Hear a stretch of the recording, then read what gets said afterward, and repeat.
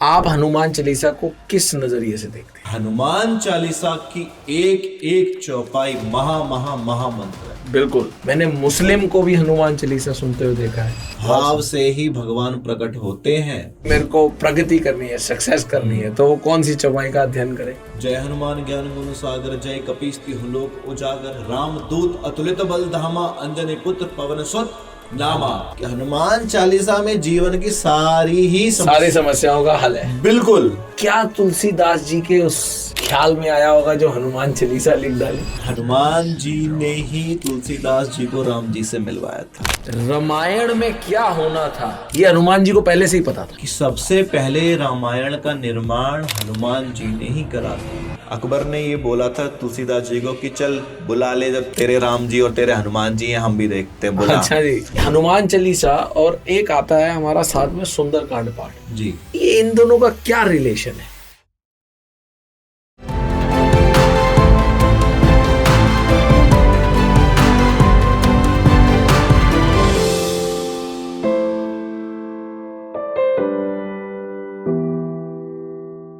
सभी को मेरा बहुत बहुत प्यार और एक बारी फिर आप सब लोगों का दिल से अभिनंदन है। द उज्जवल शो, ये भी कुछ खास है। And I am your host doctor Ujjwal show. Once again I welcome you. आज एक और बहुत सुंदर स्पिरिचुअल पॉडकास्ट के सफर पर, और दिल को छू जाने वाला पॉडकास्ट होने वाला है। मजा आने वाला है, आप छोड़ नहीं पाओगे इस पॉडकास्ट को। और मैं क्या ही बात करूं, मतलब गिनती नहीं है हनुमान भक्तों की। तो आज का पॉडकास्ट हनुमान जी को समर्पित, हनुमान भक्तों को समर्पित, और वो डायमेंशन हनुमान जी की हम बात करने वाले हैं जो आपको भी सोचने पे मजबूर कर देंगे कि अच्छा ऐसी भी डायमेंशन और उसको हम अपनी जिंदगी में लागू कर सकते हैं। सुंदर बात ये है कि पॉडकास्ट जिनके साथ कर रहे हैं यंग, बिल्कुल मेरे भाई जैसे हैं। सुंदर बात ये है कि आईटी सेक्टर में थे वो, बट वहां से उन्होंने क्या, उनकी लाइफ की ट्रांसफॉर्मेशन हुई कि उनको गुरु सानिध्य मिला, गुरु दीक्षा मिली, और गुरु दीक्षा के बाद वो टोटल समर्पित हो गए इसी चीज में, गौ सेवा में समर्पित हो गए, और उनका अध्ययन शुरू हो गया। रामचरितमानस पे अपना अध्ययन कर रहे हैं। तो हनुमान जी की एक सुंदर जगह को हमने सोचा कि इस पे पॉडकास्ट करते हैं, चर्चा करते हैं। बड़ी सारी ऐसी मिस्टीरियस चीजें हैं जो लोगों के मन में सवाल आते हैं। तो मेरे साथ जो आज के गेस्ट हैं, बहुत सुंदर, दिल से उनका अभिनंदन, शिवराम दास जी। और आप लोग एंजॉय कीजिए पॉडकास्ट, और अभी तक सब्सक्राइब नहीं करा तो जल्दी से सब्सक्राइब कर लो, बेल आइकन दबा लो। Enjoy the podcast. बहुत बहुत प्रणाम शिवराम दास जी, बहुत बहुत धन्यवाद। जय सिया राम। जय सिया राम जी, जय सिया राम, जय सिया राम, जय सिया राम। आपका पॉडकास्ट पे आने के लिए बहुत बहुत धन्यवाद। और ये बात सबसे सुंदर मुझे ये लगती है कि सुंदर की आज के युग में स्पिरिचुअलिटी इतना ज़रूरी हो चुका है जी, जहाँ लोग इतने डिप्रेशन में, लोगों की अपनी प्रॉब्लम्स है, और वहाँ पर आपकी लाइफ में इतना सुंदर ट्रांसफॉर्मेशन आ गया है, और साथ में आप अध्ययन कर रहे हो रामचरितमानस पे और हनुमान जी पे। ये अपने आप में बहुत सौभाग्य का, मैं समझता हूँ, अवसर है। तो शुरुआत आज की पॉडकास्ट का संदर्भ यहीं से बांध देते हैं कि ये कहानी, बात तो सारी चर्चा आज हनुमान जी को समर्पित है, हनुमान भक्तों के लिए समर्पित है, हम भी एक भक्त है, हमारे लिए समर्पित है। बट उस चर्चा को शुरू करने से पहले ये आपकी ट्रांसफॉर्मेशन हुई कहाँ से? पहले तो आपको जय सिया राम, और सारी ही ऑडियंस को, जो भी श्री राम भक्त, हनुमान भक्त, महादेव भक्त जो भी हैं, सभी को सादर जय सिया राम। श्री सीतानाथ समारंभाम श्री रामानंद आर्य मध्यमाम अस्मदाचार्य पर्यंतम वंदे श्री गुरु परंपराम। ब्रह्मानंदम परम सुखदम केवलम ज्ञानमूर्तिम द्वंद्वातीतम गगन सदृश्यम तत्मस्यादि लक्ष्यम एकम नित्यम विमलमचलम सर्वदे साक्षी भूतम भावातीतम त्रिगुण रहितम सद्गुरुम तम नमामि। ओम गंगुर्वे नमः, ओम गंगुर्वे नमः, ओम गंगुर्वे नमः। गौरांग रसमयम नित्यम रसाचार्यम रसोत्सुकम श्री राम हर्षण देवख्याम सद्गुरुम प्रणमाम्यहम्। जय जय श्री सीताराम। बहुत उत्तम। उज्जवल जी, पहले तो आपका धन्यवाद, और हमारा सौभाग्य है। बहुत अच्छी बात है कि हम लोग इस चीज से इतना कनेक्ट कर पाए हैं ताकि जो हमारे यंगस्टर्स हैं, यंग लोग हैं, वो स्पिरिचुअलिटी से इतना कनेक्ट हो, और कैसे अपने आप को हम ट्रांसफॉर्म कर सकते हैं, जो हमने एक्सपीरियंसेस किए या आपने एक्सपीरियंसेस किया और जिनके भी हैं, उन एक्सपीरियंसेस से हम क्या सीख सकते हैं, क्योंकि देख के ही इंसान सीखता है। बिल्कुल ठीक बात है। तो आपका क्वेश्चन क्या था? पहले तो मेरा आप ही से सवाल था शुरू कि जी आपकी खुद की लाइफ ट्रांसफॉर्मेशन, भाई ये गाड़ी जो है कहाँ आईटी सेक्टर से मुड़ी, पहले तो वही समझ लें, फिर तो उसके बाद आज सिर्फ हनुमान जी का ही गुणगान करना है और उन्हीं की चर्चा करेंगे, उन्हीं का बारे में। जी, इसकी शुरुआत ऐसे होती है कि आज से करीब 5 साल 6 साल पहले आईटी सेक्टर में ही हम कार्य अपना सारा सब कुछ था, तो बाकी अदर एग्जाम्स की भी प्रिपरेशन थी, सब कुछ था, ठीक, सब कुछ बढ़िया चल रहा था। लेकिन लाइफ के कुछ इंस्टांसेस ऐसे हो जाते हैं कि एक जगह पे आप बिल्कुल स्टॉप हो जाता है, एक फुल स्टॉप लग जाता है कि अब इसके आगे क्या, अब इसके आगे कुछ नहीं। खुद में एक इनर एनर्जी होती है, एक इनर ऐसा लगता है कि नहीं, मैं इस कार्य के लिए नहीं बना हूं, मतलब मेरी गाड़ी किसी और दिशा में जानी चाहिए, लेकिन जा कहीं और रही है। और जब कहीं और जाती है तो ऑब्वियस सी बात है कि वहां पे जाके कुछ ना कुछ रास्ता खराब होता ही है, गलत चीजों में आप पड़ोगे, जान के अनजान में कैसे भी करके आप जाओगे और उसके गलत परिणाम आपको दिखेंगे। अब जो इंसान पहले से ही गंदा है या गंदी चीजों में लिप्त है, इंसान कोई गलत नहीं है, लेकिन अगर गंदी चीजों में लिप्त है उसको इतना प्रभाव नहीं पड़ेगा। लेकिन अगर आपका साधु चरित्र है, संत चरित्र है, जैसे ये कपड़ा अगर श्वेत है, साफ है, इस पे जरा सा दाग भी दिखेगा। बिल्कुल ठीक। तो ऐसा ही कुछ हमारे साथ हुआ था कि हम किसी चीजों में फंसे। अच्छा, कुछ ऐसी लाइफ में कुछ अनहोनियां थी जो नहीं होनी चाहिए थी, लेकिन हुई, और वो ना होती तो हम ना होते, यहाँ ना होते तो वो हुई, लेकिन उनसे निकाला हमें हनुमान जी ने। तो यानी कि वो सारी चीजें हनुमान जी का माध्यम था आपको अपने पास बुलाने। बिल्कुल, क्योंकि जब कुछ अच्छा होना होता है, कदम जितने पीछे जाते हैं, छलांग उतनी लंबी होती है। बहुत सुंदर। भगवान की अगर कृपा आपको मिली, हमारे गुरुदेव एक बात कहते हैं कि अगर आपको भगवान में आस्था, भगवान में श्रद्धा, परोपकार की भावना, मनुष्यता अगर आपको मिली है, तो आपको समझो कि आपको भक्ति मिली है। बिल्कुल सही बात। राम नाम का मौका आपको मिला है तो आप जपो, बहुत अच्छा। आपको ही देख के कोई दूसरा ठीक बात करेगा। ठीक बात है। आप किसके लिए माध्यम बन जाए। जी बिल्कुल, आपका प्रारब्ध है और आप माध्यम बन जाए। जी बिल्कुल बिल्कुल, बहुत सुंदर, बहुत सुंदर, बहुत सुंदर।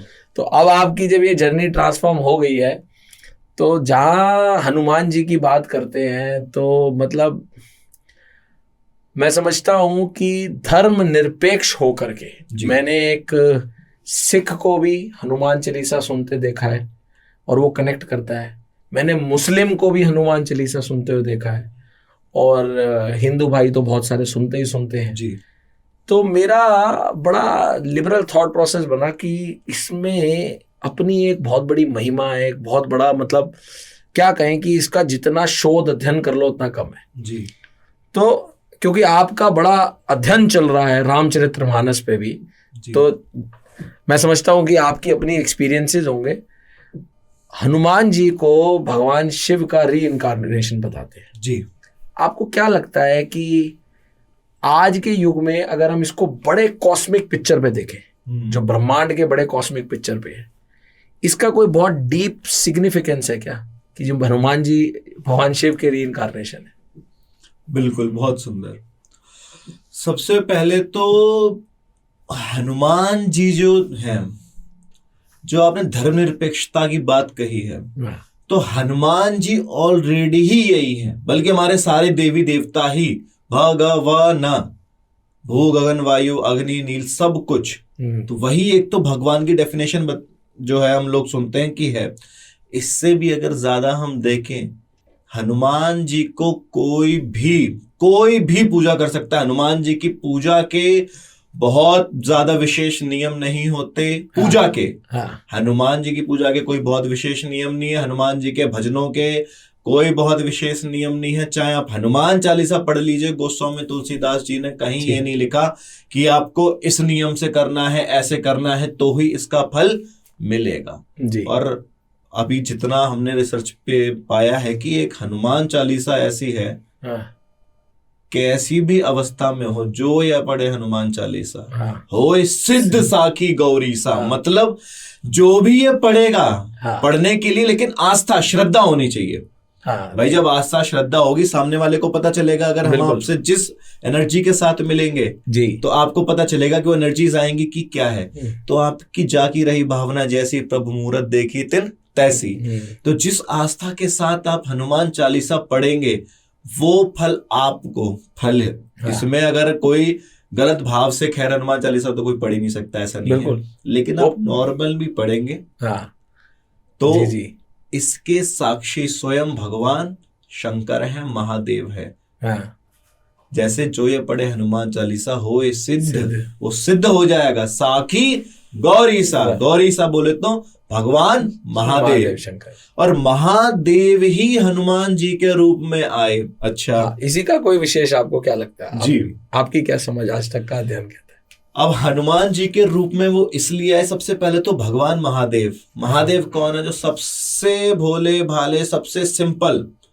आप शिवलिंग की पूजा करें, चाहे उनकी तस्वीर की पूजा करें, कुछ भी नहीं है, अपने सीधे हाथ के अंगूठे को आप शिवलिंग मान के ओम कह के आप इस पे जल चढ़ा लें तो ये भगवान शंकर को समर्पित है। बहुत सुंदर, बहुत ये भी नहीं है उल्टे हाथ पे चढ़ा लें, ये भी नहीं है कहीं मिट्टी की आप शिवलिंग डेलाइक बना लें उस पे चढ़ा दे, वो भी भगवान शंकर को। बस आपकी आस्था देखी जाएगी।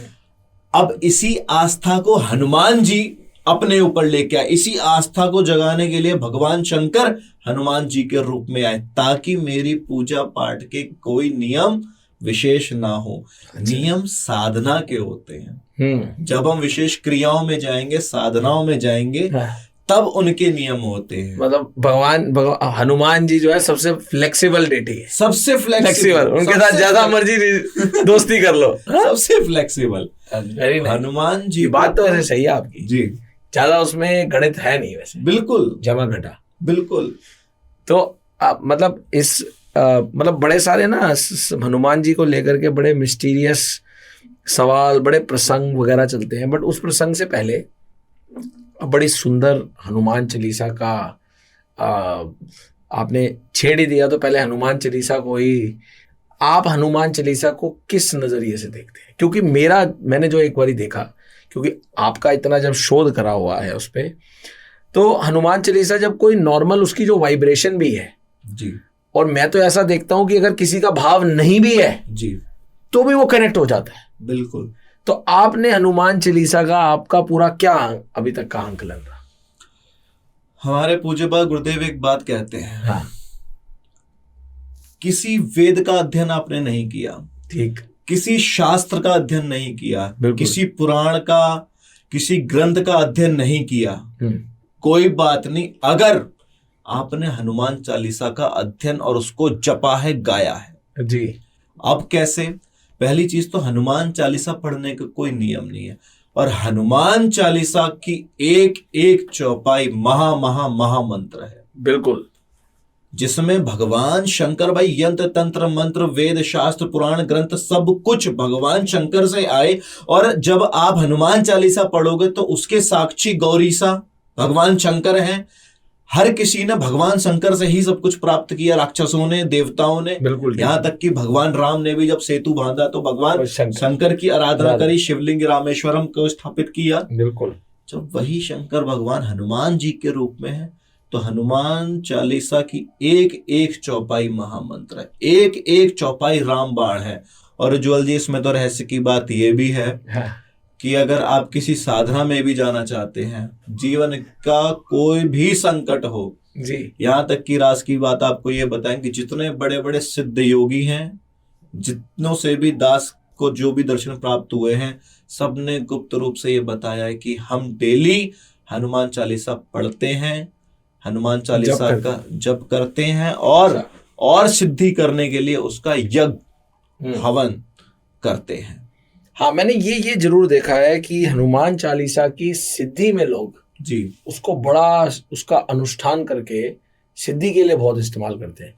क्या कहीं ना कहीं देखिए, हनुमान जी को हम as a symbol of fearlessness देखते हैं। जी कहते हैं ना जी, संकट मोचन, जी कि भाई कोई भी संकट विपदा आएगी तो बैठे। जी तो ये जो सिद्धि लेने का हमारा जो एक एक आप इसको साधना कह लीजिए, जी। संकल्प बांध लीजिए, कहीं ना कहीं आपको ऐसा नहीं लगता कि हनुमान जी को सिद्धि लेने के लिए आधार बना करके हम आजकल अपनी कन्वीनियंस पे चीजों को करना चाहते हैं? बिल्कुल। अब इसमें एक चीज ये आती है कि अगर हम आधार बनाएंगे हनुमान जी को, हाँ। तो वो चीजें हमें मिलेंगी तो, लेकिन वो टेम्परेरी मिलेंगी, परमानेंसी उसमें नहीं है। हाँ। कुछ समय के लिए आपको, जैसे बुखार थोड़ी देर हुआ, कोई दवा हमने खा ली, आराम हो गया, लेकिन कुछ देर बाद फिर अगर वही है तो हमें बढ़िया से डॉक्टर के पास जाना पड़ेगा। अल्टीमेटली हनुमान जी फिर कुछ ऐसी लीला करेंगे कि वो आपके इस भ्रम को भी तोड़ देंगे।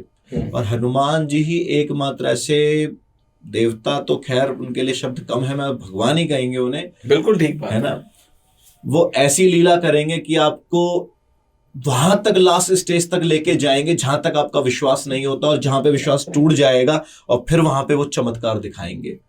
वो ऐसा इसलिए होता है ताकि वो आज जीवन आपका उनके प्रति समर्पण भाव रहे।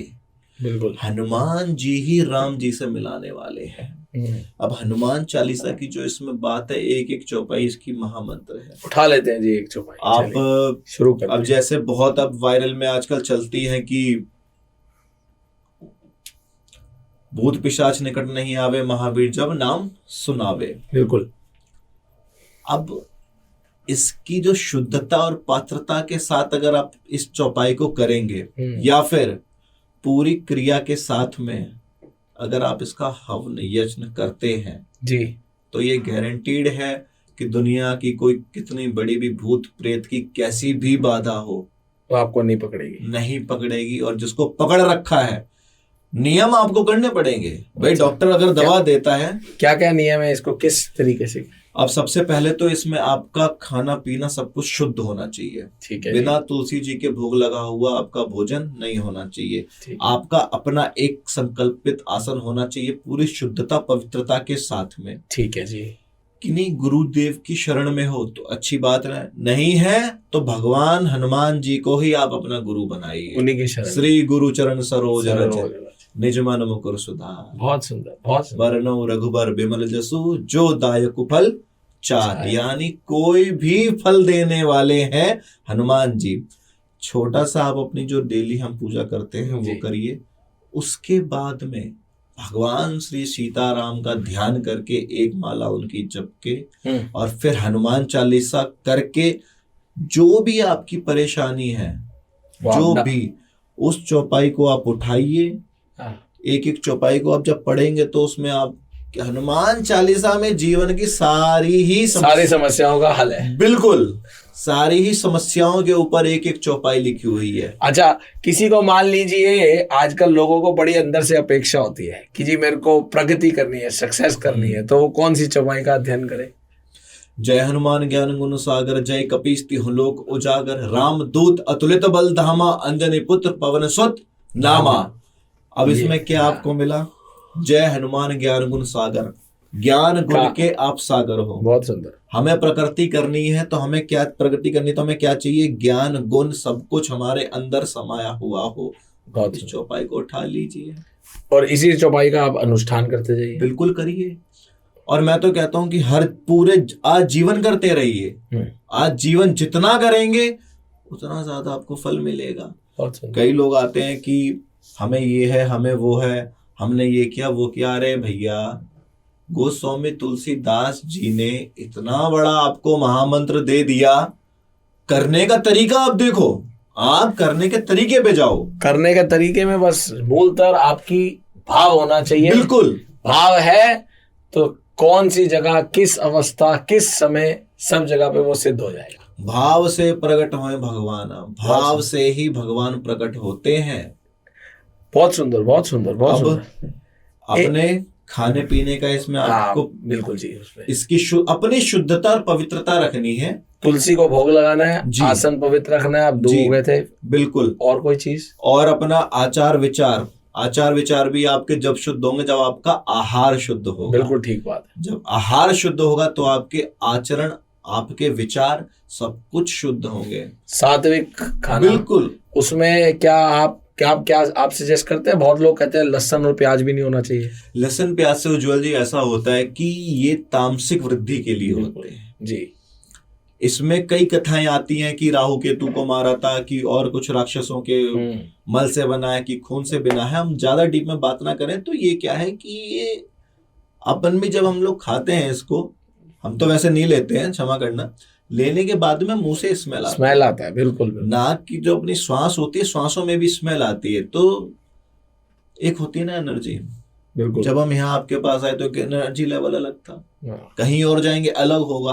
तो आहार का ये प्रभाव पड़ता है कि लहसुन प्याज जो है वो आपकी एनर्जी लेवल को और इंटेंस कर देगा और बढ़िया कर देगा अगर आप परहेज करते हैं तो। बिल्कुल। बहुत तो इसलिए होता है कि शुद्ध तरीके से खाएं। आप कई लोग होते हैं जो अपने आचरणों को, अपने आहार को शुद्ध करना नहीं चाहते और जपे जा रहे हैं हनुमान चालीसा। नुकसान नहीं करेगी लेकिन फायदा भी कुछ मिलने वाला नहीं है। बहुत सुंदर। अच्छा, अभी ना मेरा बड़ा एक क्यूरोसिटी भी जागी। हम बात करते हैं गोस्वामी तुलसीदास जी ने जी हनुमान चालीसा का जी लिखा। आपका क्या विश्लेषण और शोध कहता है? क्या तुलसीदास जी के उस ख्याल में आया होगा जो हनुमान चालीसा लिख डाली, और उसको वो कैसे इस बात को बखान कर पाए? इस चीज को हनुमान जी ने खुद बताई। हनुमान जी ने ही तुलसीदास जी को राम जी से मिलवाया था। अच्छा जी। और वो कैसे मिलवाया था? हाँ। एक बार गोस्वामी तुलसीदास जी, पूज्य पाद श्री तुलसीदास जी महाराज, 80 साल की अवस्था में श्री रामचरितमानस का निर्माण हुआ था, जो लिखा गया था। 80 साल की अवस्था थी उस समय पे गोस्वामी तुलसीदास जी की। अच्छा। तुलसीदास जी शौच के लिए जाते हैं सुबह, तो लोटे में जो जल बच जाता है उस बचे जल को किसी पेड़ पे डाल देते हैं। वहां पे एक ब्रह्म राक्षस होता है, वो प्रकट होता है, और वो गोस्वामी तुलसीदास जी का तो आभा मंडल ऐसा था कि उन्हें देखते ही प्रणाम करता है कि महाराज आपने मेरी जन्म जन्मांतर की प्यास बुझा दी है, और आप अब जो कार्य कर रहे हैं आप उसके लिए हनुमान जी से ही, उनकी ही आराधना में लगी है। उन्होंने कहा कि भाई तू प्रेत है और हनुमान जी की आराधना के लिए कैसे बोल रहा है? कहाँ मिलेंगे वो? कहा कि वो जहां मिलेंगे वहां मैं नहीं मिल सकता।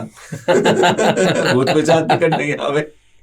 लेकिन उन्होंने बता दिया कि आप रामचरितमानस का निर्माण गोस्वामी तुलसीदास जी कर रहे थे संस्कृत में। उनके मन में उस समय पे भाव था। लेकिन जब उन्होंने शुरू किया हनुमान जी को अतुलित बलधामम हैम शैलावदेहम धनुजवन कृशानम ज्ञानिनाम अग्रगण्यम सकल गुण निदानम वानराणामधीशम रघुपति प्रिय भक्तम वात जातम नमामि। हनुमान जी की जब उन्होंने आराधना की तो जो उनका कार्य था वो अपने आप सहजता के साथ होता चला गया। और इस पे कृपा करी भगवान भोले शंकर ने, क्योंकि भगवान भोले शंकर को राम जी उनके इष्ट, उन्हें अति प्रिय है। तो ये जो आपने बताया है कि जी तुलसीदास जी को भगवान राम से मिलाने वाले वो थे, ये प्रसंग कहाँ पर इसका प्रमाण है? प्रमाणित? इसका प्रमाण आपको ये जो आपकी गोस्वामी तुलसीदास जी की रामचरितमानस में मिलेगा। सबसे पहले उन्होंने इन्हीं सबको प्रणाम किया है। उसके बाद में विनय पत्रिका जो है गोस्वामी तुलसीदास जी की कवितावली जो है उसमें भी इसका प्रमाण है हनुमान जी का, कि कैसे कैसे उनको वो मिले हैं। और भी कई ग्रंथ हैं जहाँ पे इनके बारे में ये प्रमाणित है। अच्छा। अब हनुमान चालीसा का निर्माण हुआ था बाद में, अपनी रामायण रामचरितमानस के बाद। इसके बाद में उससे पहले भी गोस्वामी तुलसीदास जी ने एक पद लिखा था। जिस समय पे अकबर ने, गोस्वामी तुलसीदास जी ने रामचरितमानस को पूरा किया, अकबर ने बुलाया अपने पास में कि हम सुनना चाहते हैं, क्या लिखा है तुमने सुनाओ। अच्छा, तुलसीदास जी को बुलाया। अच्छा। तो गोस्वामी तुलसीदास जी ने मना कर दिया था कि हम चाकर रघुवर के पटब लिखो दरबार। अब तो हमने रघुवीर जी के चाकर हैं भाई, तुम्हारे नहीं है। तुम तो यहाँ जगत के राजा होगे सो होगे अपने मन में, लेकिन हम जो पूरे ब्रह्मांड के राजा उनके चाकर हैं, हम तुम्हें नहीं सुनाएंगे। उनको वहां से उठा के आगरा के लाल किले में लेके जाते हैं। अच्छा जी। वहां पे रात में अकबर ने ये बोला था तुलसीदास जी को कि चल बुला ले, जब तेरे राम जी और तेरे हनुमान जी हैं हम भी देखते हैं, बुला। अच्छा जी।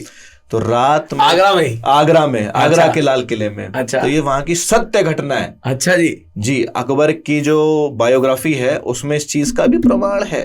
अच्छा। ये हमारे सनातन धर्म में कोई भी चीज ऐसा ही नहीं है जो कह देते हैं यूं ही। हाँ, ये तो है, हर चीज का प्रमाणित है कहीं ना कहीं, बट वो इतनी वास्ट है, आपको उसका शोध करना पड़ता। बिल्कुल। अच्छा, तो आप बता रहे थे, हाँ, वहां ले गए जेल। तब उन्होंने एक पद लिखा, जाकी गति है हनुमान की, ताकि पैज पूज पुनि आई। अच्छा। ये पद उन्होंने लिखा और ये विनय पत्रिका में पद है। इस पद के बाद में तुलसीदास जी को ये भाव आया कि अब हम हनुमान जी पे एक उनकी आराधना लिखे, उनकी वंदना लिखे। तो यहाँ से हनुमान चालीसा का निर्माण, यहाँ से कि श्री गुरु चरण सरोज। मतलब वो खुद भी इसी अवस्था में गए, जेल में लेके गए, वहीं से इसकी शुरुआत हुई। बिल्कुल। अच्छा। और जब हनुमान चालीसा पूरी हुई, हाँ। अच्छा, अब इसमें सबसे पहले श्री गुरु चरण सरोज रज, हाँ। मतलब श्री गुरु जी के रूप में किसने हनुमान जी को देखा? किसने? तुलसीदास जी ने। हाँ। गुरु जी के ही रूप में क्यों देखा? हाँ। गुरु, अगर हम संधि विच्छेद करें तो अज्ञान से निकालने वाले कौन होते हैं? गुरुदेव। उस काल कोठरी के अंधकार से किसने निकाला? गुरुदेव ने। कौन गुरुदेव? हनुमान जी महाराज ने।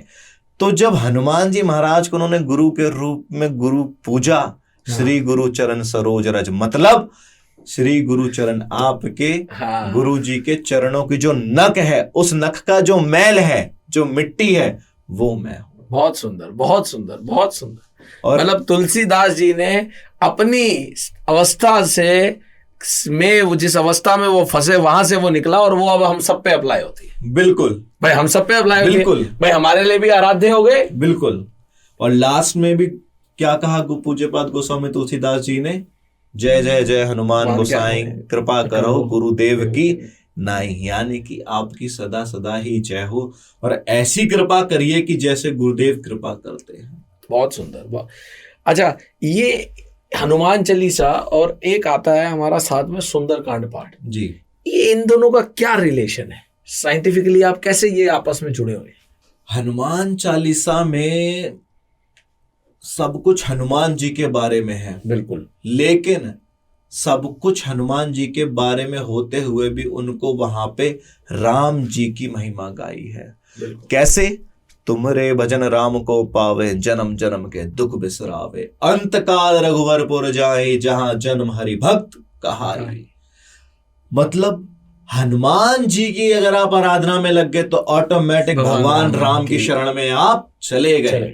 भगवान राम के द्वारपाल कौन है? सेवादार कौन है? हनुमान जी ही है। उनकी भजन भक्ति से ही भगवान राम आपको मिलेंगे मिलेंगे मिलेंगे। यानी अंत काल रघुवरपुर जाई, आपका जो आखिरी समय होगा, उस समय के बाद में भी अगला जन्म भी अगर आपका होता है तो आपका एक श्री सीताराम जी के दास के रूप में ही आपका जन्म होगा। बहुत सुंदर। ये सारी शक्तियां, सारी आराधनाएं, सारी वंदनाएं भगवान राम देंगे कैसे? हनुमान जी के द्वारा। कहीं ना कहीं हम देख सकते हैं कि हनुमान जी एक बहुत स्ट्रांग डोर है जो आपको अपने आप भगवान राम तक जोड़ रहे हैं। बिल्कुल, वो उस ब्रिज का काम कर रहे हैं। बिल्कुल बिल्कुल। अब इसमें सुंदरकांड की जो बात आती है, तो सुंदरकांड में क्या हुआ कि रामचरितमानस में, वाल्मीकि रामायण में 7 कांड हैं। 7 कांडों में पंचम सोपान श्री सुंदरकांड। पूरे सुंदरकांड में हनुमान जी के बारे में बताया गया, जहां पे ऐसी कोई घटना नहीं हुई या ऐसा कुछ घटित नहीं हुआ कि जो कि अप्रिय हो। रामचरितमानस में कई जगह अलग अलग घटनाएं हुई हैं, जहां पे सेवा का भाव है, दास्य भाव है, अपना एक इमोशनल का जो भाव होता है वो है, हर टाइप की जैसे आपको रियल लाइफ में मिलता है, सब मिलेगा। लेकिन सुंदरकांड में सारा जो है भक्ति भाव आपको मिलेगा। कैसे? सब कुछ सुंदर हुआ, समुद्र पार गए थे, हनुमान जी को अपनी शक्तियां याद दिलाई, जामवंत जी ने 100 योजन का समुद्र पार किया, लंका में घुसे, जिस लंका के लिए सब सोच रहे थे कैसे इसका भेदन किया जाएगा, और माता सीता की पहली बार खबर। यानी कि अब बड़ा इंटरेस्टिंग फैक्ट है, जब बच्चा पैदा होता है तो सबसे पहले किसे देखता है? माँ को सबसे पहले क्या कहता है? माँ। तो हनुमान जी ने भी 100 योजन के गर्भ से निकलने के बाद, लंका को भेदने के बाद अपनी माता को देखा। बहुत सुंदर, बहुत सुंदर। जब उनको देखा तो माँ ने क्या आशीर्वाद दिया? अजर अमर गुण निधि सुत हो, करो बहुत रघुनायक छोहू। मतलब शंकर भगवान स्वयं हनुमान जी के रूप में आए हैं। राम जी हनुमान जी के साथ हैं, लेकिन अमरता का वरदान नहीं दे रहे। वो वरदान किसने दिया? आदि शक्ति जगदम्बा माता सीता ने। ये शक्ति भी हनुमान जी को उनसे मिली। तो मतलब देखिए, इससे देखा कितना आजकल स्मार्ट है रहा है, स्मार्ट वर्क। तो हनुमान जी को अगर आपने अपना बना लिया तो स्मार्ट वर्क है। बिल्कुल। इनके साथ दोस्ती कर ली तो भगवान शंकर के साथ हो गई। बिल्कुल। इनके साथ कर ली तो भगवान राम के साथ हो गई। और कहाँ अभी तो प्रसंग जुड़े हुए हैं। तो मतलब ये तो बड़ा सुंदर एक तरीके से मैं देखा जाए कि सबसे कंफर्टेबल भक्ति है जी, सबसे कंफर्टेबल है। अच्छा, एक बड़ा मतलब इस पे बड़ी सारी बातें होती हैं, कोई कुछ कहता है, कोई कुछ कहता है। आपका जो अध्ययन और शोध रहा है, लोग कहते हैं कि रामचरितमानस हनुमान जी ने पहले लिखी थी अपने नाखून से जी, और वो भी पत्थर शिला पे जी, ऐसा कुछ आता है जी। तो आपने क्योंकि इस पे इतना शोध करा है, वो कितना प्रमाणित है? ये इसका प्रमाण जितने भी हमारे भारत में साधु संत महात्मा है, जो सिद्ध संत महात्मा है, उन लोगों ने भी इसका प्रमाण दिया है कि सबसे पहले रामायण का निर्माण हनुमान जी ने ही करा था। हनुमान जी उसी एक काल अवस्था त्रेता में ही आए, ऐसा नहीं था। हनुमान जी तो अजन्मा है। बिल्कुल। जब से ब्रह्मांड है वो शंकर भगवान है स्वयं। ऐसा कहा जाता है कलयुग में भी है। कलयुग में भी है। बिल्कुल। अच्छा, हनुमान जी ने ही सबसे पहले रामायण को लिखा। जो भी कुछ होने वाला था सब उन्होंने ही अपने नाखूनों से लिखा। अब आप ये कहेंगे नाखूनों से कैसे, कि उनके पास कोई दबाते कुछ और नहीं था, शिला पे ही क्यों? आजकल आपने देखा, हमें जब अपना किसी को प्यार व्यक्त करना होता है तो कई बार हम जो एक होते हैं लव लेटर्स लिखते हैं अपने खून से और अपने उससे। आप अभी भी कहीं पहाड़ पे निकल जाइए, वो पहाड़ों पे लिखा होता है, पत्थरों पे बड़े बड़े। उत्तराखंड निकल जाइए, मैं बड़ी बड़ी देखता हूँ, बिल्कुल लिखा होता है। बिल्कुल। तो हनुमान जी ने राम जी जो उनके पिता हैं, जो उनके आराध्य हैं, जो उनके सब कुछ है, उनकी जीवनी को अपने नाखूनों को घिस घिस के लिखा। तो फिर ये क्यों पॉपुलर नहीं होता प्रसंग? ये बात क्यों पॉपुलर नहीं होती? और हमेशा हम दो ही प्रसंग की बात करते हैं, हम दो ही रामचरितमानस की बात करते हैं, गौतमी तुलसीदास जी की और वाल्मीकि रामायण। वो क्यों नहीं आती है हनुमान? वो इसलिए क्योंकि जब इन्होंने ये लिखा तो वाल्मीकि जी भी उस समय रामायण लिख रहे थे। और जब रामायण को, हनुमान जी की रामायण को जब वाल्मीकि जी ने पढ़ा, हनुमान जी की रामायण को वाल्मीकि जी ने पढ़ा। हनुमान जी कहते हैं कि हे ऋषिवर, जो हमने लिखा है जरा सा आप उस पर भी नजर डालिए। जब वो लिखते हैं तो वाल्मीकि जी को बड़ा एक अपने आप में एक जो होता है ना, वैराग्य सा होता है कि मैंने तो कुछ नहीं लिखा है इसके मुकाबले, कि इन्होंने क्या लिख डाला। इसी उनकी संत की वाणी कहीं अमेट ना हो जाए। अच्छा, संत का कहा हुआ, संत का लिखा हुआ कहीं दब ना जाए, कहीं छूट ना हो जाए। तो हनुमान जी ने क्या बोला कि महाराज, ये तो हमने बस राम जी के लिए लिखा, ये जगत के लिए नहीं लिखा। आपने जो लिखा है जगत के लिए, उसी से सबका कल्याण होगा। अभी हमें लिखना था, अब ये लोग गई समंदर में। अच्छा, ये हमारी मोहब्बत थी, लिख डाली। हमारे को इसका प्रचार नहीं करना था, हमें मार्केटिंग नहीं करनी इसकी। बहुत सुंदर। वो क्या ऐसा होता भी है, जब आप कोई चीज भाव से करते हैं तो आप ये नहीं देखते। वो कहते हैं ना, एक बड़ी सुंदर हमारे सनातन पद्धति में एक परंपरा है, गुप्त दान जी। वो गुप्त का मतलब ये है, मैंने भाव से दे दिया, मुझे मार्केटिंग नहीं करानी जी, मैंने फलाने आदमियों की सेवा करी, इतना करा। बहुत सुंदर, बहुत सुंदर।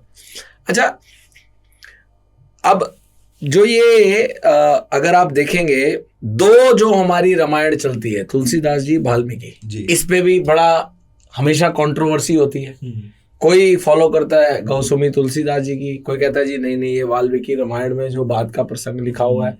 तो इसको आपने अपने शोध में क्या पाया?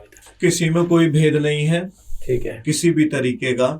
उसमें भी 7 कांड है, यहाँ पे भी 7 कांड है। अब रामायण हाँ, रामायण एक संस्कृत शब्द है हम्म। और रामायण को महर्षि वाल्मीकि जी ने लिखा संस्कृत में। हाँ, उस समय संस्कृत प्रचलित थी। जी। वो भी किसकी कृपा से लिखा? भगवान शंकर की ही कृपा से। अच्छा, रामचरितमानस है अवधी भाषा में। अवधी भाषा में हम जो गोस्वामी तुलसीदास जी ने लिखा, इसको रामचरितमानस कहते हैं। बिल्कुल ठीक बात। इसको रामायण नहीं कहते रामचरित। ये रामचरितमानस है। हाँ। इसको इसलिए लिखा ताकि जन जन तक ये जाए, हर कोई आदमी इसको अध्ययन कर सके। अब आज का जो युग है, कितने लोगों को संस्कृत आती है? बिल्कुल ठीक बात है। नहीं आती हमें और आपको। इतने हम नहीं है पंडित की हम संस्कृत बोल सके। लेकिन आप तो फिर भी बहुत सुंदर बोल। अरे नहीं। तो इसको अवधी भाषा में इसीलिए लिखा ताकि जन जन तक जाए। अच्छा। हर एक अभी हनुमान चालीसा भी तो अवधी भाषा में लिखी हुई है। कितने हमारे पद हैं वो अवधी भाषा में लिखे हुए हैं। उस समय की जो आज से 500-550 साल भाषा जैसी वर्ष पूर्ति, उसी भाषा में गोस्वामी तुलसीदास जी ने इसीलिए लिख दिया। अब यहाँ पे भी भगवान शंकर की ही कृपा से गोस्वामी तुलसीदास जी ने इसको लिखा। वो भी संस्कृत में लिख रहे थे।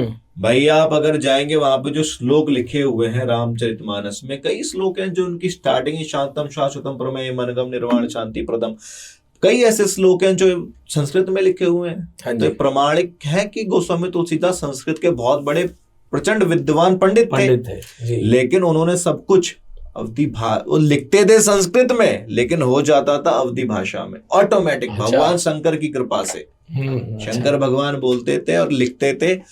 और तो अब इसमें आता है कि जब गोस्वामी तुलसीदास जी लिख रहे थे अवधी भाषा में उन्होंने इसलिए लिखा ताकि हर कोई इसको सोचे समझे पढ़ सके। जी ठीक है। तो किसी में किसी तरीके का कोई भेद नहीं है। जो चीज वहां हुई है वही यहाँ पे लिखा हुआ है, सारा सब सेम है। अब जो विवाद आता है कि उन्होंने ऐसे लिखा, तो ये विवाद जो है वो लोगों की मूर्खता है। भाई रामचरितमानस पढ़ के राम कथा गा के कितने लोगों का कल्याण हो गया। ठीक बात है। आप उसके क्रक्स को, धरातल को पकड़ो। बिल्कुल। क्या इसमें लड़ाई है? किसने लिखी? हनुमान जी की तरह बन जाओ ना, लिखी थी और पत्थर बहा दिया बस। तुम्हें किसी की मार्केटिंग क्यों करनी है भाई? उससे किसका बुरा हुआ है? बिल्कुल ठीक बात है। सबका अच्छा ही हुआ, सबका भला हुआ। अगर आपको लगता है कि रामायण में सारा सब कुछ है तो आप उसको पढ़ो, आप उसको समझो। लेकिन क्या आजकल वैसे पंडित ब्राह्मण रहे जो उसका पठन पाठन कर सके? बहुत कम, गिनती नहीं है उनकी। कैसे चलेगा ये भाई? हमें और आपको जिंदगी जीने के लिए बहुत सिंपल एंड, हम कहते हैं ना, हमें भाई बहुत सिंपल एंड सॉर्टेड लाइफ चाहिए। सब कुछ हमें बिल्कुल एकदम नीट एंड क्लियर सॉर्टेड चाहिए। और आप पढ़ना चाहते हो संस्कृत, तो संस्कृत ये कोई बच्चों का विषय नहीं है। बिल्कुल ठीक बात है। तो जितना, देखिए उज्जवल जी, नियम वो बनाइए, पढ़िए वो जो आप पढ़ सकते हैं और नियम कर सकते हैं फॉलो। पूजा उतनी करिए जितनी आप कर सकते हैं, जितनी आप डेली कर सकते हैं, और ईमानदारी से आप समर्पित होंगे। बस सिर्फ दिखावे के लिए ना कीजिए। बिल्कुल बिल्कुल, बहुत सुंदर बात कही। अच्छा, ये ऐसा भी कहा जाता है कि रामायण में क्या होना था ये हनुमान जी को पहले से ही पता था। जी। इसका क्या प्रमाणित है कि उनको पहले से इस बात का था? बस क्योंकि वो कहते हैं कि भगवान शंकर के इनकारनेशन है, तो बस आदेश था तो प्रभु, बट उनको पहले से ये बात पता थी सारी कि रामायण ऐसी हो रही है। भगवान हनुमान जी महाराज को सब कुछ पहले पता था। अच्छा। सब कुछ, क्यों भाई? शंकर भगवान वो स्वयं है, त्रिकालदर्शी हैं, तत्वदर्शी हैं, देख सकते हैं सब कुछ। उनको तो सब पता है कि क्या होना। माता सती के साथ क्या हुआ? हाँ। माता सती को अज्ञान आ गया कि ये भगवान राम है। हाँ। नात न कछु परीक्षा लीन गुसाई। उन्होंने भगवान शंकर से क्या बोला कि मैंने तो कोई परीक्षा ली ही नहीं। और उसी समय पे सब कुछ माता सती के साथ क्या हुआ। तो भगवान की आस्था, अब हमने बोला कि उन्हें पता था। बहुत बहुत एग्जाम्पल अच्छा है कि जब आप और हम साधना में लगते हैं ना ज्वल जी, सच्चे मन से, सच्चे भावना से, शुद्धता पवित्रता के साथ, कुछ समय बाद हमें और आपको भी एहसास होने लग जाता है कुछ कुछ चीजों का। बिल्कुल ठीक कह रहे हैं। बिल्कुल होता है, बिल्कुल होता है। आपकी भी कुछ कुछ अनुभूतियां होने लग जाती है। इतना नहीं होगा तो जब आप कहीं पहुंचेंगे, किसी से मिलेंगे, आपको एनर्जीज फील होने बिल्कुल लगेंगे। बिल्कुल ठीक कह रहे हैं, बिल्कुल ठीक है। तो क्या हनुमान जी को नहीं पता था? भाई वो तो बहुत परम सुंदर। संत हैं, ज्ञानी नाम अग्रगण्य हैं। आपको कहीं ना कहीं ऐसा नहीं लगता कि ये एक अपने आप में बड़ी आज के प्रसंग में एक सुंदर हनुमान जी की ये जो एक एक एक क्वालिटी जिसको हम कह दें कि सारी चीजें पता होने के बावजूद जी फिर भी मर्यादा में रहते हुए और गुरु परंपरा को फॉलो करते हुए वही करा जिसका आदेश हुआ। बस बिल्कुल। मतलब आज में हमारे को क्या होता है, हमें थोड़ा सा ज्ञान हो जाता है, जी हमारे थोड़ा सा ज्ञान हो जाता है तो हमारे पे ईगो सवार हो जाती है। बिल्कुल। अगर यार हमें तो सब पता है। तो कहीं ना कहीं जो रामायण हनुमान जी का अध्ययन कर रहे हैं तो उस पे आपका प्रैक्टिकल लाइफ पे आप उसको कैसे उसको प्रैक्टिकल लाइफ पे लोगों के साथ देखते हैं कि आज के संदर्भ में अगर हम बात करें। जी दूसरी बात, ऐसा कहा जाता है कि भगवान क्योंकि पवन सुत, जी पवन पुत्र, जी और जैसा अभी आप बोल ही रहे थे कि हनुमान जी को ये तो रहे नहीं कि सिर्फ रामचंद्र रामायण के समय रहे, जी अलग अलग युग में रहे, जी ये बड़ी सारी जगह प्रसंग है। जी तो वो कहते हैं जी महाभारत के समय भी रहे थे, बिल्कुल। और वो कहते हैं जी भीम भी जो थे वो भी पवन पुत्र थे। जी अब ये संदर्भ कैसे है दोनों का आपस में? सबसे पहले तो रामचरितमानस में ऐसा कुछ नहीं है कि हम अपने जीवन में से कुछ निकाल सकें। मर्यादा में कैसे रहना है, कहाँ कहाँ मर्यादाओं से हमें बाहर आना है, मर्यादा में रह के, मतलब मर्यादाओं से बाहर आना है, मर्यादा में रह के, रूल्स तोड़ने हैं, रूल्स में रह के। बिल्कुल। बहुत सुंदर। एक बेटे का कर्तव्य क्या है, जी, एक पति का कर्तव्य क्या है, एक भाई का कर्तव्य क्या है, एक राजा का कर्तव्य क्या है। जी जब आप एक संत के रूप में जाएंगे, जी, उसका कर्तव्य क्या है।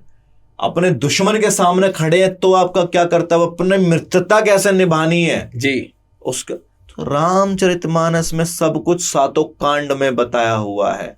बाल कांड में सब कुछ प्रभु की लीलाएं ही लीलाएं हैं।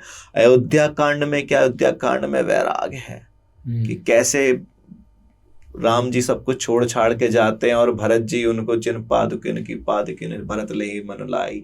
मतलब भरत जी राम जी के भाई, और हमें तो यह लगता है कि भरत जी राम जी के भाई से ज्यादा राम जी की मर्यादाएं हैं, शक्तियां हैं, साधनाएं हैं, आराधनाएं हैं, ठीक बात, जो भी है वो सब कुछ भरत जी में ही है। बिल्कुल बिल्कुल।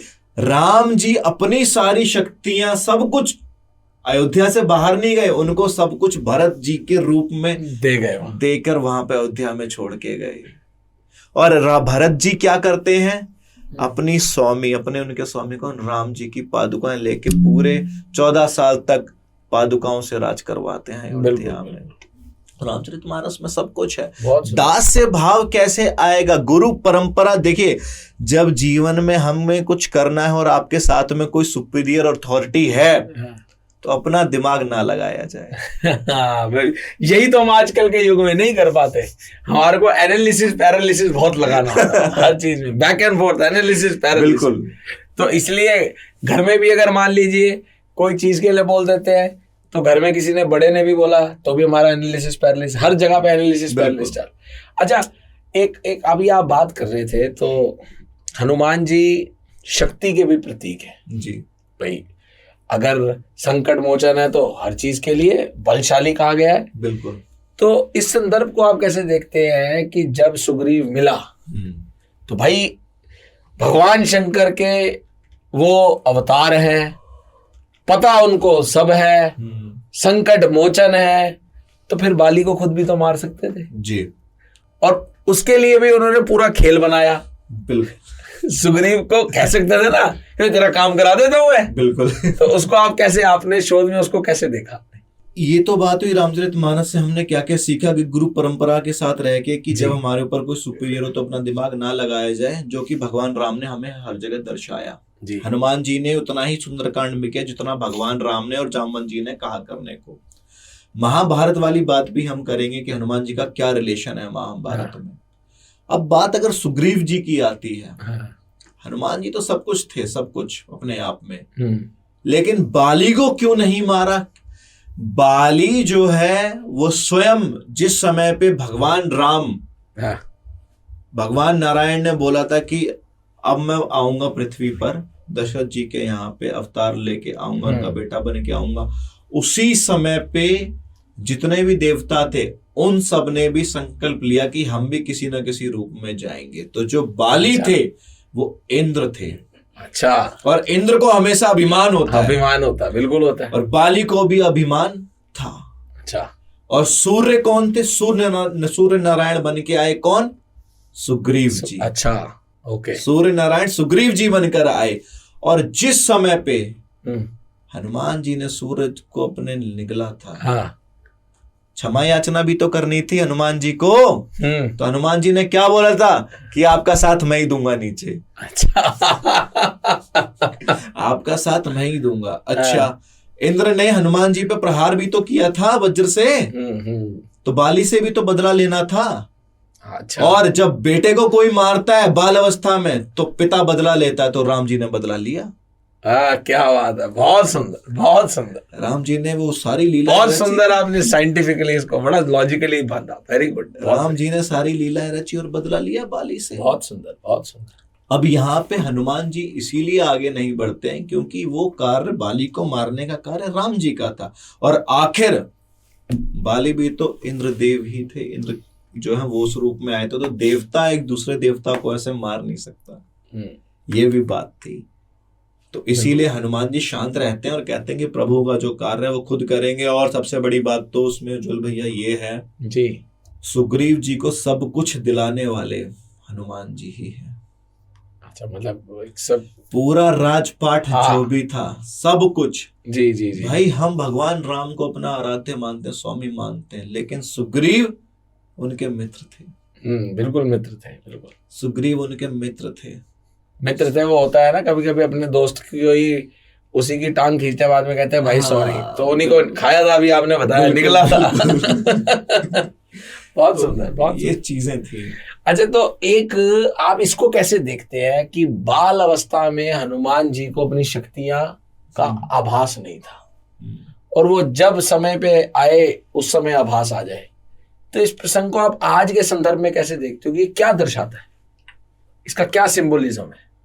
बचपन में हनुमान जी का मतलब कपियों का स्वभाव ही बड़ा चंचल होता है। कपि चंचल सब ही विधिहीना। हनुमान जी कहते हैं ना भीषण से, प्रात ले जो नाम हमारा, तहि दिन ताहि न मिले आहारा, असमय अधम सका सुनु मोह पर रघुबीर।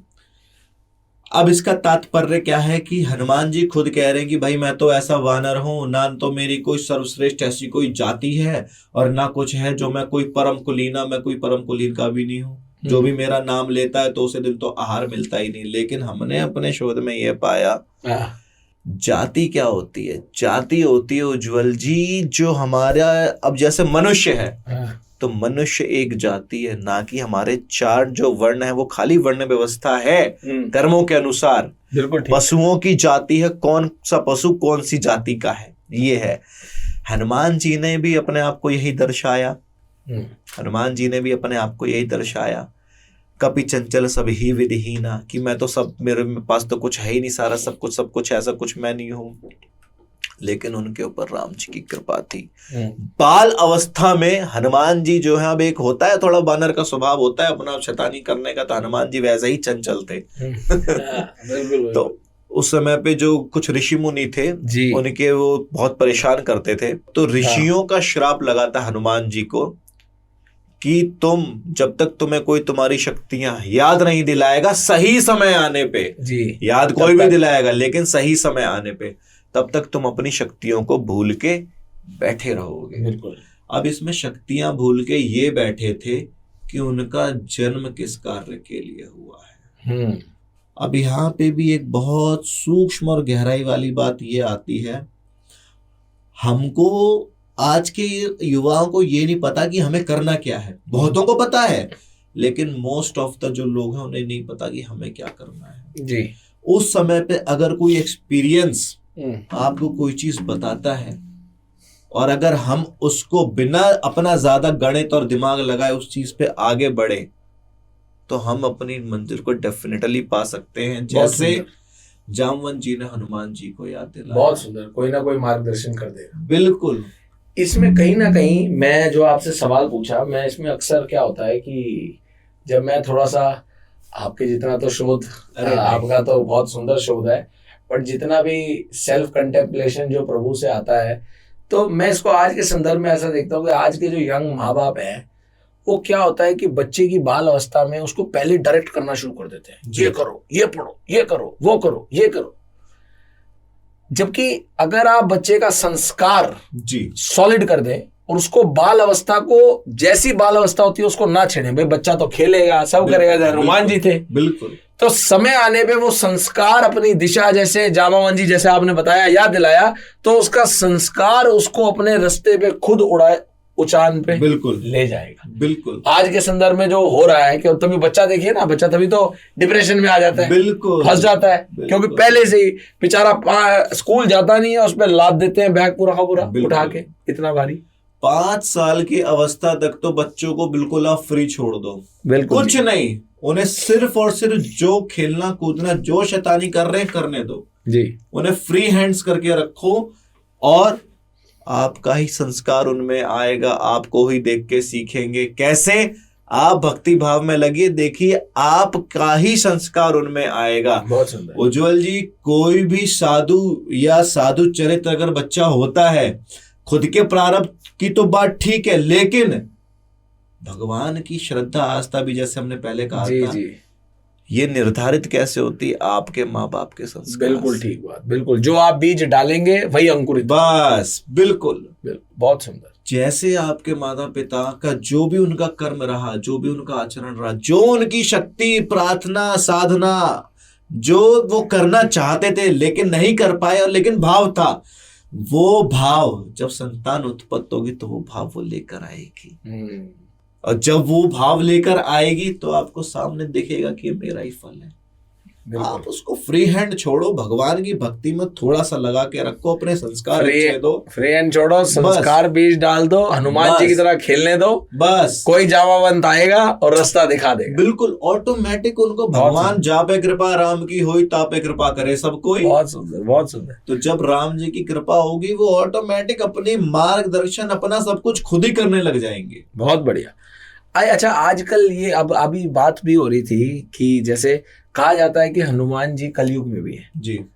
तो अभी आपके शोध से आपने इस चीज को अभी तक मतलब शोध में पहुंचे हैं इस तक कि कलयुग में हनुमान जी का असली वास कहां पर है?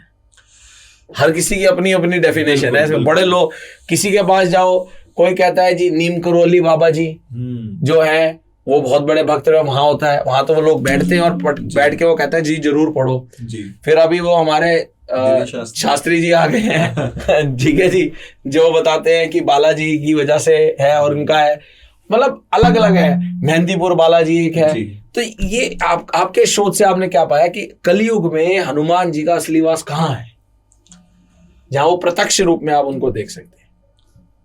कई अब ऐसी जगहों पे आता है कि हनुमान जी जो है अभी भी आपका मानसरोवर के पास में कोई एक गुफा है कि वहां देखे गए हैं। अच्छा। कोई कहता है, एक थ्योरी आई थी कि श्रीलंका में भी कोई एक गांव है, वहां जाते हैं। हाँ हाँ, इंटरनेशनली भी उनकी प्रेजेंस देखी गई है। यस। हाँ। अब इसमें उज्जवल जी सबसे बड़ी बात तो ये आती है कि हनुमान जी हैं कौन? पवन पुत्र। पूरा ब्रह्मांड पवन से लदा हुआ है। बहुत सुंदर। तो ऐसी कोई जगह ही नहीं है कि जहां हनुमान जी की प्रेजेंस। बहुत बढ़िया, बहुत बढ़िया। जहां मतलब कहीं पर भी हनुमान जी को भाव से स्थापित कर दो, कहीं भी पवन आ गई, बिल्कुल आ गई। हमारे और आपके शरीर के अंदर भी है। अगर ये प्राण पखेरु निकल गया, पवन निकल गई, हवा निकल गई, तो सब कुछ चला गया। हनुमान जी हर जगह व्याप्त है, हर जगह। हरि व्यापत सर्वत्र समाना, हर जगह हनुमान जी हैं। अब नीम करोली बाबा की अगर बात करें, हाँ बिल्कुल, तो हनुमान जी के वो बहुत बड़े साधक थे। हाँ बिल्कुल, बहुत बड़े उपासक थे। और कुछ ये भी निकल के आया है कि हनुमान जी के ही कुछ अपना एक जो होता है ना, कुछ बीज, कुछ अंशावतार लेकिन नीम करोली बाबा आए थे।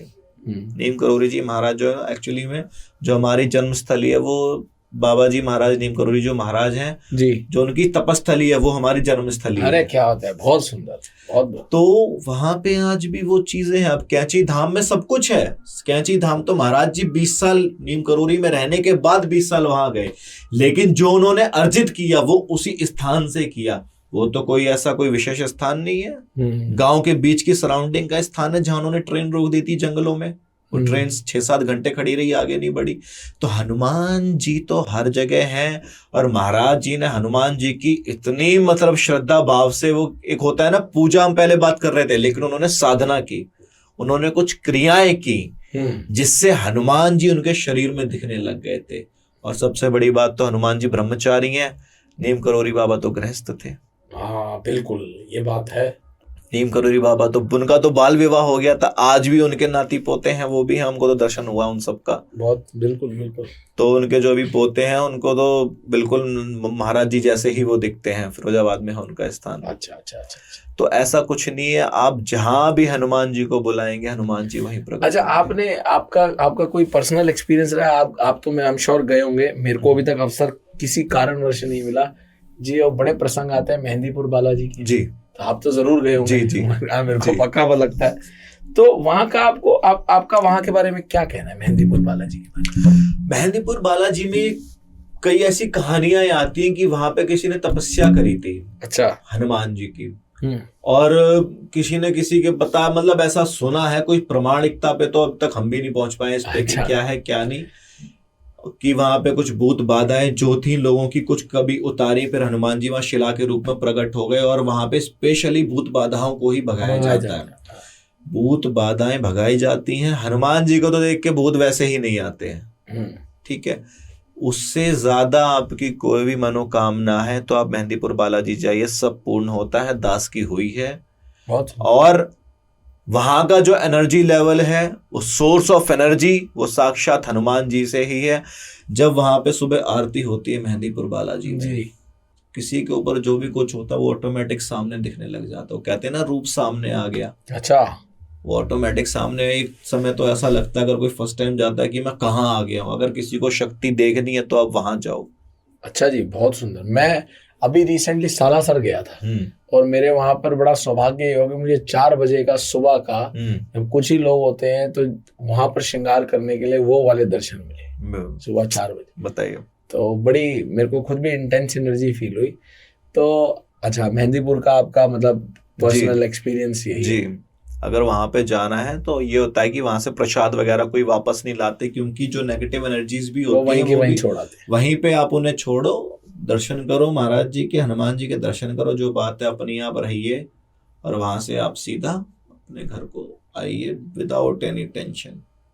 बस ज्यादा दिमाग चीजों में ना लगाया जाए। सिर्फ फ्लेक्सिबल हनुमान जी है, फ्रेंडली दोस्ती कर लो भाव से, बिना कोई नियम है नहीं ज्यादा। बस हनुमान चालीसा को भाव से कर लो, आपकी बड़ी सारी चीजें खुल जाएंगी, खुद ही सॉल्व हो जाएंगी। बहुत सुंदर, बहुत सुंदर। अच्छा, अभी तक बहुत सुंदर, लॉजिकली मैं समझता हूँ बड़ी मतलब मजा, दिल खुश हो गया आपके साथ इतनी इंटेंस कॉन्वर्सेशन करके। अच्छा, हमारी बात चल रही थी कि हर युग में हर जगह पे हनुमान जी रहे हैं। तो जो महाभारत का प्रसंग आता है कि वो भीम के भाई हैं, वो भी पवन पुत्र हैं जी, तो वो प्रसंग की क्या, उस पर क्या शोध रहा आपका? दुर्वासा ऋषि ने जब माता कुंती को आशीर्वाद दिया था, बिल्कुल दिया, पांडवों की जो माता है माता कुंती को जी, कि तुम जिस भी देवता का आवाहन करोगी, जो उनको मंत्र दिया था, उसी देवता का अंश तुम्हारे गर्भ में आ जाएगा जी। तो माता कुंती जब पवन देव का आवाहन करती हैं कि मुझे आपके जैसा बलशाली पुत्र चाहिए, तब जाके भीम माता कुंती के गर्भ में आते हैं। पवन देव स्वयं वहां पे अपना एक अंश उनको दे देते हैं। ऐसे ही जब अंजना माता तपस्या में होती हैं शंकर भगवान की, तो शंकर भगवान स्वयं कहते हैं कि देवी हम तुम्हारी तपस्या से प्रसन्न हैं और जाओ, तुम्हें हम ही प्राप्त होंगे। बहुत सुंदर। लेकिन भगवान महादेव, अगर किसी माता अंजना जो थी वो एक अप्सरा थी जो देवी के रूप में आई, तो क्या महादेव किसी को मतलब कोई ऐसे उन्हें देख सकता है, कोई ऐसे उन्हें हम फील कर सकते हैं, लेकिन हम उनको झेल नहीं सकते कि हमारे अंदर समा जाएं। उनका अंश हमारे अंदर आ जाए। उस अंश को कौन झेल सकता था? पवन देव। तो भगवान शंकर पवन देव अपनी शक्तियां पवन देव को देते हैं और पवन देव कर्ण के द्वारा गर्भ में जाते हैं माता अंजनी के। अच्छा, तो आता है प्रसंग हाँ गर्भ में जाने का जी। तो पवन देव जो है वो एक माध्यम बनते हैं। अच्छा, ऐसे ही वहां भी और यहाँ भी। और सबसे बढ़िया बात, पवन ही सबसे सर्वश्रेष्ठ सबसे बलशाली होती है, बिल्कुल होती है। जो आग और हवा से भी लड़ सकती है। आग और हवा एक साथ अगर डालो तो, आग और पानी अगर एक साथ डालो तो या तो आग बुझेगी या पानी। और आग बढ़ती भी हवा की वजह से। बिल्कुल, समंदर की लहरें भी हवा की वजह से ही स्टार्ट होती हैं। बिल्कुल ठीक बात है। तो इसीलिए हनुमान जी और भीम ये दोनों ही भाई भाई हैं। और जब महाभारत का युद्ध होता है, जब भीम को थोड़ा अभिमान भी होता है कि मैं ही बलशाली हूं, और वो तो एक बहाना था श्री कृष्ण को कि हम ये तुम बलशाली हो और ये हो, क्योंकि हनुमान जी को वहां पे अर्जुन के रथ पे चढ़ाना था और अर्जुन को सब कुछ गीता का ज्ञान देना था। बहुत इंटरेस्टिंग बात यह है, गीता का ज्ञान अर्जुन भी एक माध्यम बने, लेकिन ओरिजिनली में भगवान श्री कृष्ण ने जो गीता है वो हनुमान जी को ही सबसे पहले सुनाई है। अच्छा, ये और भी अच्छा, हनुमान जी को ही पहले सुनाई है। ये शर्त थी, क्योंकि जब हनुमान जी प्रकट हुए तो कृष्ण जी ने बोला था कि हनुमान तुम्हें इस युद्ध में रहना है।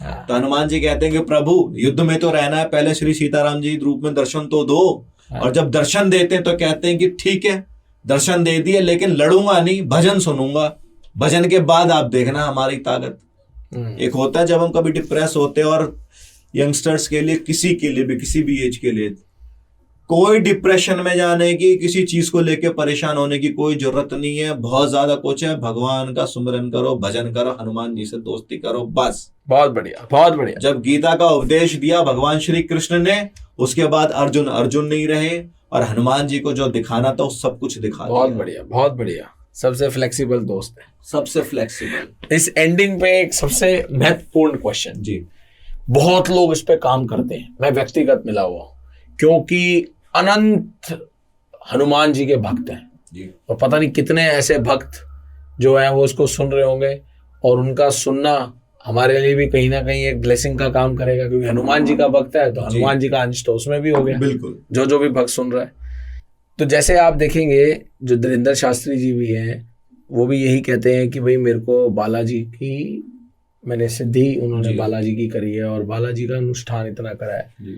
तो बहुत लोग कहते हैं कि जी हमें बालाजी का, हनुमान जी की सिद्धि करनी है, तो सिद्धि को करने का क्या तरीका है, क्या सही नित्य नियम और सही तरीका क्या है जिससे वो सिद्धि कर सके, और कितने समय में कर सकते हैं? देखिए, अगर आप चाहते हैं कि थोड़ा थोड़ा सा हम अपनी day to day practical life में कुछ सीख लें, कुछ हमें मिल जाए, तो नॉर्मल आप हनुमान जी की सेवा में, पूजा में लगे रहिए, पूरी शुद्धता के साथ में। कोई गलत चीज मत करिए। अगर विचार भी आएगा गलत, कुछ होगा भी, तो वो ऑटोमेटिक, अगर संकल्पित तरीके से आप करेंगे तो वो चीजें आपको फिर से पीछे ले आएंगी, किसी गलत चीज में लगने नहीं देंगी। हनुमान चालीसा का और श्री सुंदरकांड का पाठ करिए, और हनुमान जी को रात में 11 बजे 12 बजे रामचरितमानस का पाठ करिए। एक लोटा जल लेके, और पाठ होने के बाद में उस जल को आप खुद से लो। अब अगर हम सिद्धियों की बात करें तो अष्ट सिद्धि के दाता हैं हनुमान जी। अब हमें कलयुग में 8 सिद्धियां और 9 की 9 और निधियां नहीं मिल सकती, लेकिन हनुमान जी की कृपा ऐसी हो जाएगी कि आप जो इच्छा करो हो मन माही, राम कृपा कछु दुर्लभ नाही। जो भी इच्छा होगी वो पूरी की पूरी होगी। अब उसे करने का तरीका यह है कि सबसे पहले तो आप किसी को अपना गुरु बनाएं। ठीक है। किसी सिद्ध गुरु से, सिद्ध महात्मा से, जो ऐसे संत महाप्रभु हैं, उनसे दीक्षा लें। ठीक है। उनके बताए हुए पहले तो नियम करें। आप 3 महीना तो पहले उनके नियम करें, जो वो मंत्रराज देते हैं अपना, जितनी माला करनी है पहले उनको आप करो। जो डेली का आपका रूटीन का रामचरितमानस का पाठ हो गया, हनुमान चालीसा हो गया, उसको आप चला के रखो। क्योंकि उज्जवल जी, अच्छे वस्त्र पहनने के लिए शरीर का साफ होना भी जरूरी है। तो ये चीजें क्या करेंगी, आपके शरीर को अंतःकरण से साफ करेंगी, शुद्ध करेंगी, क्लींजिंग कर देंगी उसकी। बिल्कुल। 3 महीने के बाद में फिर आप कहीं पे जाइए, कहीं एकांतवास में गुरु जी की आज्ञा से अपना एक आसन, एक नियम, किसी से कोई मतलब नहीं, कुछ नहीं, कम से कम 6 महीने के लिए आप जाओ। 6 नहीं तो फिर से 3 महीने के लिए तो जाओ ही जाओ। कोई भी हनुमान चालीसा महामंत्र है, चाहे तो पूरी हनुमान चालीसा का एक एक चौपाई करके नित्य हवन करिए, नहीं तो कोई भी एक, जो भी आपकी चाहते हो, एक चौपाई उठाइए, आप खुद पढ़ेंगे, आपको समझ में आ जाएगा कि हमें कौन सी चौपाई करनी है। ठीक। उस चौपाई को उठाइए, पहले हनुमान चालीसा का हवन करिए और फिर उस चौपाई का 108 या फिर 1008 जितना आप कर सकते हो हवन। 108 तो मिनिमम है, एक माला आप जरूर जरूर जरूर करो। चीजें ऑटोमेटिक आपको दिखना लग जाएंगी, लेकिन ये है कि गुरु सानिध्य में रहना जरूरी है। और जो रात को आपने बोला 11-12 बजे रामचरित लोटा लेके, तो 11-12 बजे क्यों? योगी जो है जिस समय पे भोगी जगता है दिन में और योगी जगता है रात में। तो इसको ऐसा भी तो देख सकते हैं, योगी जो है बड़ी बारी जगने से पहले वो जो योगी ब्रह्म मुहूर्त पे शुरू कर ले, जब सब सो रहे होते हैं। ब्रह्म मुहूर्त में आप करिए। रात्रि का समय ये होता है कि हनुमान जी भगवान राम की आज भी सेवा करते हैं। सेवा करने के बाद, जब भगवान राम की सेवा करने के बाद जब वो जाते हैं, तो आप किसी को अगर भजन सुना के राम जी की, उनके आराध्य की चर्चा सुना के अगर आप वो करेंगे तो वो अति प्रसन्न होंगे। सुबह सुबह आप पिताजी से मिले, सब कुछ आपने बात करी, सारा सब कुछ हुआ, नहीं इतना ध्यान लेंगे। शाम को जब वो सोने जाएंगे, आप उनके पांव दबाएंगे, उनसे बात करेंगे, वो और अलग होगा। बिल्कुल बिल्कुल। वो समय जो होगा वो अलग होगा। उस समय पे वो समय सिर्फ आपको और उनके बीच होगा। आप प्रातःकाल मुहूर्त में करिए, ब्रह्म मुहूर्त में कोई बुराई नहीं है, लेकिन एक होता है ना रिजल्ट्स की, रिजल्ट्स इधर से मिलेंगे आपको। बहुत सुंदर। रात को 10 बजे के बाद, 11 बजे के बाद आप कितना टाइम लगता है? मैं समझता हूँ आपकी ये उपाय बहुत सुंदर जी, मतलब लोग कर तो रहे हैं, और जो सिद्धि लेने के बड़े अंदर से जिनकी एक इच्छा है, महत्वाकांक्षा समझ लीजिए, वो कहीं ना कहीं इसको अमल करें। और आपको पॉडकास्ट कैसा लगा कमेंट में ज़रूर शेयर कीजिएगा, कितना पावरफुल लगा। आई एम श्योर सारे हनुमान भक्तों को बहुत सुंदर लगा होगा। बहुत बहुत धन्यवाद दिल से आपका, बड़ा सुंदर और बहुत लॉजिकली आपने चीज़ों को कनेक्ट करते हुए बड़ी इंटेंस कॉन्वर्सेशन हुई। बहुत बहुत धन्यवाद। जय सिया राम। जय जय सिया राम। जय जय सिया राम।